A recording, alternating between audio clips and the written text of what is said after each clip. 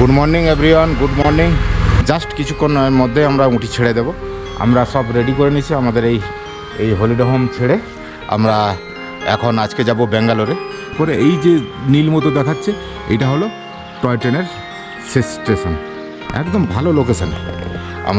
আমাদের যে holiday home সেটা কিন্তু খুব ভালো লোকেশান। আজকে আমরা জার্নি শুরু করতে যাচ্ছি। তো আজকে আমরা যাব ব্যাঙ্গালোর। এখন উটির ভিতর দিয়ে চলেছি এখন ব্যাঙ্গালোরের দিকে। তো আমরা কিন্তু মহীশূর পৌঁছাবো না, মহীশূরের আগেই আমাদের ডান দিকে ঘুরে আবার NH 948-এ আমাদের নিয়ে যাবে। তো এই ধরনের রাস্তার বিশাল ভাঁজ আছে। আজ পুরোটা গুগলের উপর বিশ্বাস করে যেতে হবে, কেননা আমি তো জানতাম ওটা ওই রাস্তা দিয়ে বাইক যেতে দেয়, কিন্তু 1 আগস্টের পরে ওই রাস্তা বাইক নট অ্যালাউড। একদম NH থেকে করে দিয়েছে, NH A1 থেকে। তো কী করা যায়, এখন অন্য রাস্তায় যেতে হবে।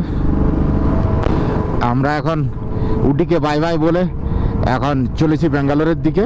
উটি সিনারি ভালো, কিন্তু এত ক্রাউড তার মানে ধারণার বাইরে। এত লোক আর এত জিনিসপত্রের দাম। বেশি লোক হলে তো দাম হবে স্বাভাবিক। এবং শুটিং প্লেসগুলো এক এক জায়গায় মিনিমাম 1 লাখ লোক আছে এই ধরনের। মহীশূর এদিকে 152 কিলোমিটার, ওই যে দেখাচ্ছে মহীশূরও 152 কিলোমিটার। আমরা শুটিং পয়েন্টে চলে এসেছি। এটা হলো শুটিং পয়েন্ট। এখনও খুলে গেছে, কেউ কোনো ভিজিটার আসেনি। তো এই শুটিং পয়েন্টে গতকাল এসেছি। ভালো, তার মানে যখন ফটোতে চলে আসে তখন ভালো লাগে, এমনি চোখের দেখা ভালো লাগে, কিন্তু এক্সেলেন্ট লাগে না। এটা হলো পাইকারা লেকের নিচের দিকে, এইখানটা দিয়ে জলটা যায়। এইটাই পাইকারা ফলসে গিয়ে পড়েছে এই জল। এইটা হলো এই হলো জল পড়ছে। এখানে কিন্তু পাহাড়ে ধাপ কেটে প্রচুর চাষাবাদ হয়, প্রচুর। পুরোটা যতগুলো গ্রাম দেখে আসলাম প্রত্যেকটাতেই চাষাবাদ হয় বেশ ভালোই। আর এক সাইডে পাহাড়, ওই পাহাড়ের ঢালগুলোই কিছু কিছু জায়গা পরিষ্কার করে চাষাবাদ হয়। এই যে এই ধরনের। আমরা কিন্তু উটি থেকে প্রায় 72 কিলোমিটার এসে গেছি। এখন উটির হাইট প্রায় 7000 ফিট হাইট থেকে আমরা একদম যে প্লেন রাস্তা তাতে প্রায় এসে গেছি। এরপরে আমরা কর্ণাটকে ঢুকব। আমরা কিন্তু তামিলনাড়ু ছেড়ে এখন কর্ণাটকে ঢুকে পড়লাম। জাস্ট তামিলনাড়ুর ফার্স্ট চেকপোস্ট পার হয়ে গেলাম, এরপরে কর্ণাটকের চেকপোস্ট পড়বে। ঠান্ডা কিন্তু ভালোই আছে, ঠান্ডা খুব একটা খারাপ নয়। আমরা এখন ঢুকছি মধুমালাই টাইগার রিজার্ভ ফরেস্টে। তো এই যে ওর গেট।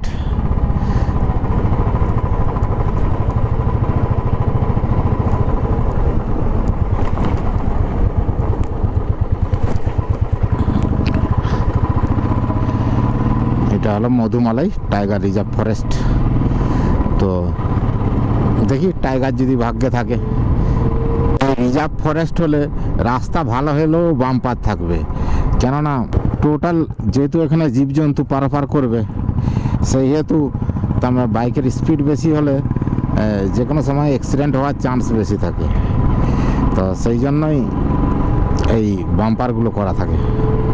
দেখুন 500 মিটার 600 মিটার অন্তর অন্তর করা আছে, যাতে বাইকের স্পিড বা গাড়ি যে কোনো যানবাহনের স্পিড না বেড়ে যায়। এই তো হরিণ, একটা হরিণের পাল, বিশাল বড় পাল।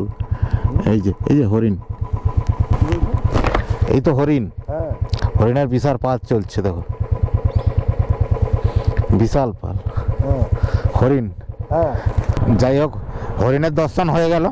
বাঘের দর্শন হোক না হোক, হরিণের দর্শন হয়ে গেল। ওই যে হরিণের একদল শুয়ে আছে একদম ভালো করে। হ্যাঁ, বেশ সুন্দর হরিণগুলো শুয়ে আছে। প্রচুর 3 দল হরিণ দেখলাম। এখন রাস্তায় হাঁটছে ময়ূর, দেখছেন এইরকম ধরনের কালারটা, গলার কালার, ওহ দারুণ। আর এই যে ময়ূর চারদিকে ঘুরছে। সামনে দেখুন, এগুলো সবগুলোই হরিণ। কি সুন্দর লাগছে দেখুন সব।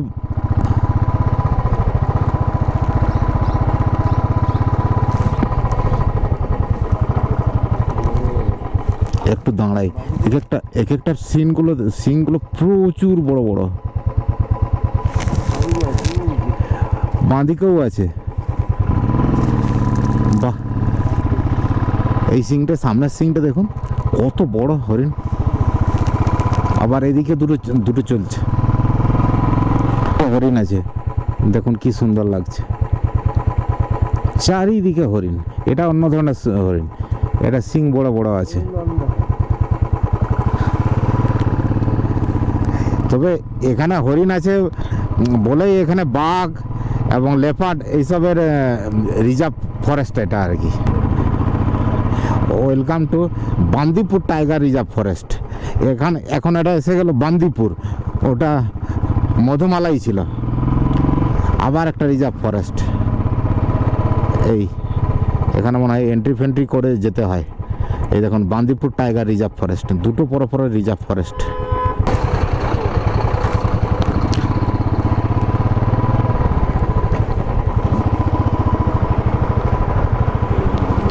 তো এখানে লেপার্ড ফেপার্ড, একটাই জঙ্গল যেহেতু স্টেট ভাগ হয়েছে সেই হিসাবে আলাদা আলাদাভাবে রেঞ্জ অফিস ভাগ হয়েছে। ওটা কমপ্লিট হলো, এখন বান্দিপুর আরম্ভ হলো। এও টাইগার রিজার্ভ ফরেস্ট, লেপার্ড ফেপার্ড সবই আছে। এতেও হরিণ দেখা যাবে, চলুন। এ বাবা, এ তো হরিণ দেখা যাবে কি? এই তো হরিণ বসে আছে, শুয়ে আছে। এই তো হরিণ, ঢুকতে এই তো এই সব হরিণ, এই যে শুয়ে আছে। বাঁদিপুর এই রিজার্ভ ফরেস্টে এখানে ওদের গাড়ি দিয়ে সাফারিও করায়। তার মানে ওই যে গাড়ি দাঁড়িয়ে আছে এবং সাফারিতে রাস্তায়ও দু একটা গাড়ি দেখলাম। তো এখানে একটা বড় রেঞ্জ অফিস মনে হয়।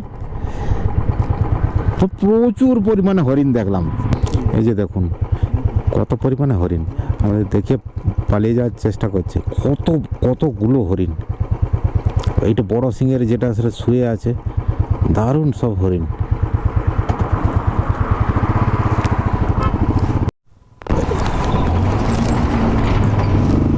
এটা জঙ্গলি হাতি একদম।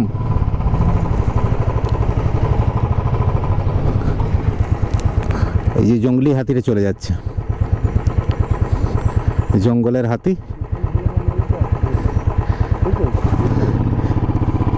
দারুণ। হ্যাঁ, হাতিও দেখা হয়ে গেল। আমরা বাঁদিপুর টাইগার রিজার্ভ ফরেস্ট আছে, তো সেটা পার হয়ে আমরা এখন একটু চা খেলাম। চা খেয়ে রেনকোট যেগুলো পরেছিলাম ঠান্ডার জন্য সেগুলো সব খুলে দিলাম। এখানের অ্যাম্বিয়েন্সটা এই ধরনের, এই যে পাহাড়, এই প্রায় 50 কিলোমিটার পর এই গ্রাম আরম্ভ হলো। তো আমরা এখন জাস্ট যে আগের লোকেশান মেরে দিয়ে এখান থেকে প্রায় 114 কিলোমিটার টানা যেতে হবে। তো চলুন, গুন্ডালু পেট এখন ঢুকছি। ওয়েলকাম টু গুন্ডালু পেট। ওইগুলো উচ্চারণ করাও টাফ। আমাদের গুগল যেটা শর্টকাট বলছে সেই রাস্তা দিয়েই যাব, কেননা যেটা 4 চাকার রাস্তা সেটা তো অলরেডি বাইকের জন্য অ্যালাউ নয়। তো সেই জন্য আমরা আপনার গুগলের কথা মতোই চলবো। তো চলুন, যেরকম বলছে সেরকমভাবে এগোই। আমরা মহীশূর যাব না, এই ডান দিকে ঘুরে গেলাম। এও ন্যাশনাল হাইওয়ে। এখন আমরা এই শ্রী কৃষ্ণা হোটেলে চলে এসেছি, ব্রেকফাস্ট করবো। আমাদের প্রায় 11টা বেজে গেছে, অনেক লেট হয়ে গেছে। দেখি একটু খাওয়া দাওয়া করিনি। এখন 11:45 মতন বাজে। তো আমরা ব্রেকফাস্ট করছি এই সময়। তো এই ইডলি এসছে, এই বড়া এসছে, বেশ গরম খেয়ে নিই। এখন আবার কর্ণাটকে আবার আপনার নারকেল আর সুপারি গাছের একদম জঙ্গল, পুরো চাষাবাদের জায়গা। এগুলো লাল ধরনের একটু মাটি, পুরো চাষাবাদের। বেশ প্লেন রাস্তার মধ্যে আছে এবং হাই রোডটা খুব সুন্দর, সিঙ্গেল হলেও খুব সুন্দর। আর সাইডে শুধু আখের চাষ আর ধান ফান সবারই চাষ। আর এখান থেকে ব্যাঙ্গালোর 141 কিলোমিটার। ওই যে দেখা যাচ্ছে ব্যাঙ্গালোর 141 কিলোমিটার।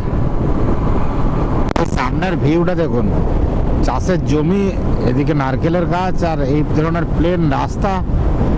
আর পাহাড়গুলো খুব সুন্দরই লাগছে, আর নারকেলের বাগান দেখুন ওইদিকে, দারুণ। এই জায়গাটা ভালো লাগলো। আর নদীটা দূর থেকে দেখতে পেয়েছিলাম না, এটা হলো নদী। ডাবওয়ালা দেখে দাঁড়িয়ে গেছি, এখন একটু ডাব খাই, আর রেস্টও হয়ে যাবে, ডাবও হয়ে যাবে।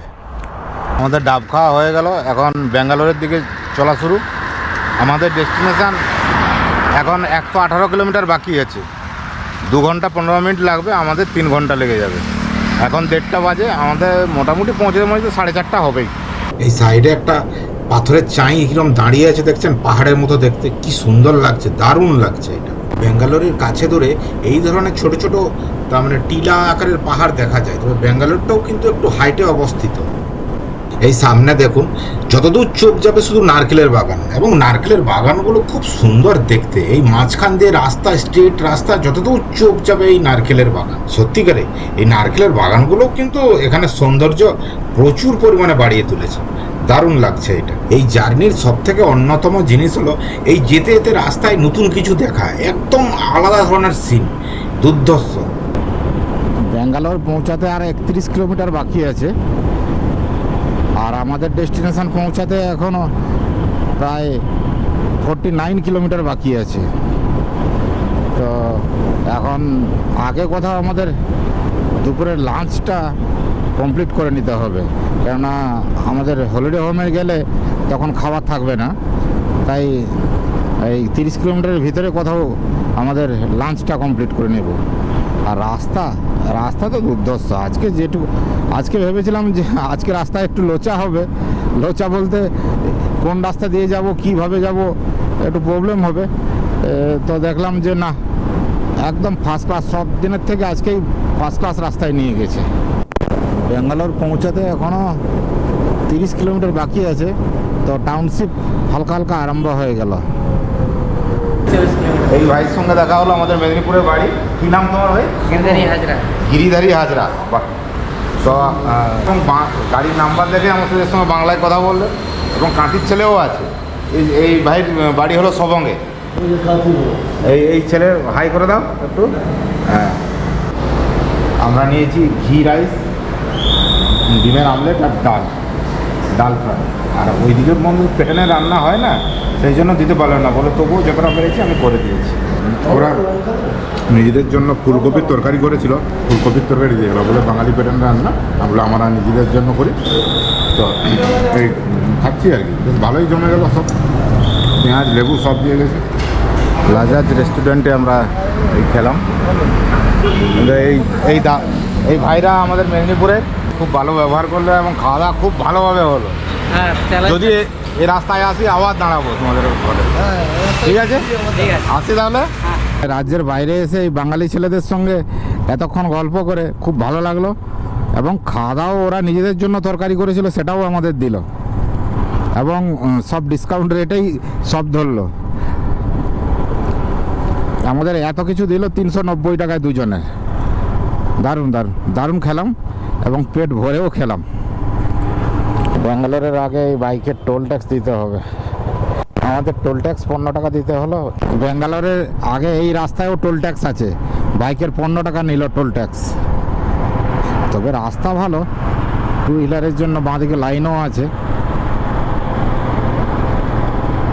ব্যাঙ্গালোরে উপরে মেট্রো, আর নিচে আমরা এখন যাচ্ছি।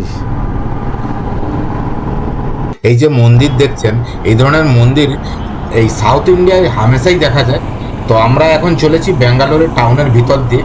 তো আমাদের ডেস্টিনেশন আর বেশি দূরে নয়, এখান থেকে 7 কিলোমিটার। তো জাস্ট এসেই গেছি। তো আজকেও আমরা হলিডে হোমে থাকবো। তো একটা কথা বলে নিই, আজকে জার্নিটা কিন্তু আমাদের খুব সুন্দর হয়েছে, প্রচুর জীবজন্তু দেখেছি, এবং 2টো ন্যাশনাল পার্ক পার হয়েছি, দারুণ হয়েছে। আর এখন এই ব্যাঙ্গালোরের জামের মধ্য দিয়ে চলতে হবে। ব্যাঙ্গালোর তো সেই রকমেরই জাম হয়, আর এখানে হালকা গরমও আছে। কিন্তু অবশেষে এই 4:35-এর সময় আমরা আমাদের হলিডে হোমে আসলাম। এই হলো হলিডে হোম। তো এই যে আমাদের এখানে বাইক পার্কিং করার জায়গা আছে, খুব সুন্দর, এখানে পার্ক করলাম। এই তো ভিতরে এসে গেছি। এখন রিসেপশনে কাগজ জমা দিয়ে আমরা রুমে যাব। এখন রুমের দিকে যাচ্ছি, ফ্রেশ হব, তারপর একটু বেরোবো। তো দেখা হচ্ছে নেক্সট ব্লকে। বাই।